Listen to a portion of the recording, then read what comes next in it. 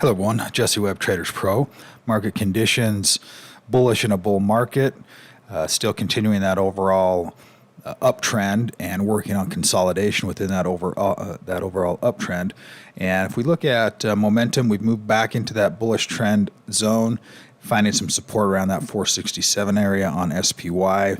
Also seeing breadth in that upper area, still continuing some strong move to that upside in that extreme zone right now, but it is starting to show a little bit of weakness right here as it's moving back down. Still in that overall uptrend zone. If we have anything that's still in that upper high zone, that buy trend zone, or the extreme, that is still bullish. Once everything gets to the upper range where everything is extreme and there's really no more demand for that, then that's when we start to see things start to shift, and we'll take a look at that SPY chart here. Still seeing some demand there. Also seeing buy-sell ratio. This is the breadth indicator that is the one of most concern at this point. Not necessarily concern, but it's just we've come way back off of those upper levels, which is what we want. Now we're working at this flat line, whether we're going to maintain that buy-sell ratio of 1, it's sitting at 1.08, or whether we get a crossover and work on a little bit of a retracement downtrend here on SPY. We'll see what that looks like over the next few days. If we take a look at SPY, we're sitting right at the upper end of that resistance area and could break out of that. If we can break out of this 478.5 range and find that as a new support area, we could continue to see some more upside on SPY. If we get a retracement, there's just a natural support area right here at that 468 where we just were at. If we do retrace and test that, that would be the first stop for test. If we break out and hold this level, then we want to see this new level maintain that support. And so we're right at an area where we could kind of go either direction right here, and we'll see which way markets want to go right now. We've talked a lot about interest rates and bonds, and that short-term treasury, we're seeing a nice rally the last 2 days, which means that short end of the yield curve is interest rates are coming back down or continuing to come down, which is what we want to overall see. And I think the stock market ultimately wants to see.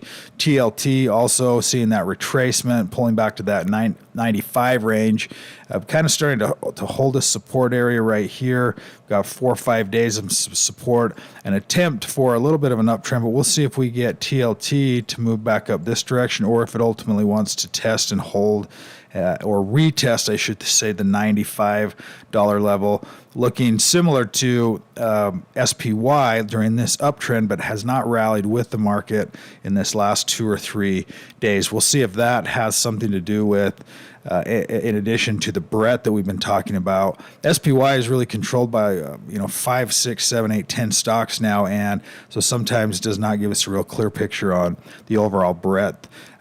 Let's look at sectors right here. We've got sectors which we've looked at these 3 or 4 uptrend areas, which are all defensive, healthcare, technology, not so much, consumer goods. What was the other one we've been looking at? Consumer services. It was consumer goods right here. We had telecom, one of these the other day. We'll have to go back and look.